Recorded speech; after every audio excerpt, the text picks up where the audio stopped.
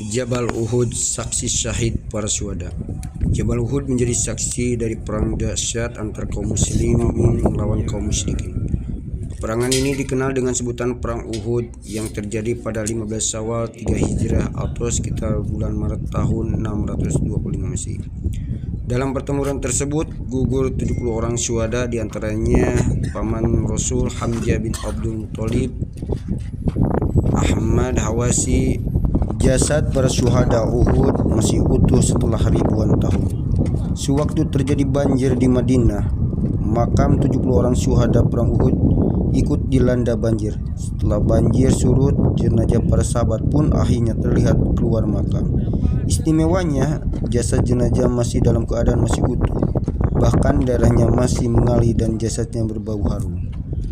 Di lembah Gunung Uhud pula dulu pernah terjadi pertempuran dahsyat antara kaum muslimin yang berjumlah 700 orang. Pejuang Islam ini melawan gerombolan musyrikin Makkah yang mengerahkan sedaru tak kurang dari 3.000 orang. Dalam jumlah yang tak seimbang, pertempuran hebat tetap terjadi. Kaum muslimin sebenarnya telah memenangkan peperangan itu dan membuat kaum musyrikin kewalahan. Sayangnya, para pemanah atau sniper yang berada di atas gunung Arimah sempat tergoda melihat barang-barang berharga yang ditinggalkan kaum musyrikin, sehingga mereka meninggalkan pos yang sejak awal diingatkan baginda Muhammad SAW untuk tidak boleh ditinggalkan dengan alasan apapun.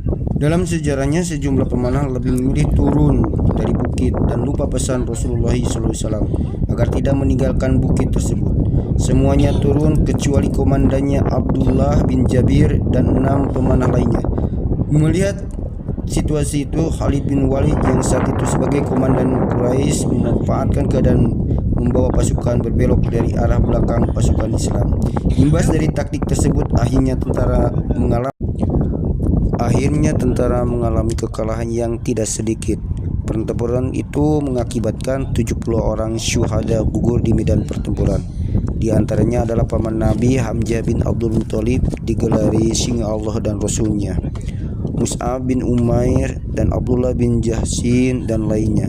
Nabi Muhammad SAW sendiri mendapat luka serius akibat pertempuran itu. Jabal Uhud adalah salah satu tempat bersejarah yang istimewa. Setiap muslim dari luar jazirah Arab yang berkunjung ke Madinah akan terbesit keinginan untuk menyempatkan diri mengunjungi situs penting tersebut. Karenanya banyak alasan bagi mereka yang telah berada di Madinah untuk melakukan ziarah ke Jabal Uhud.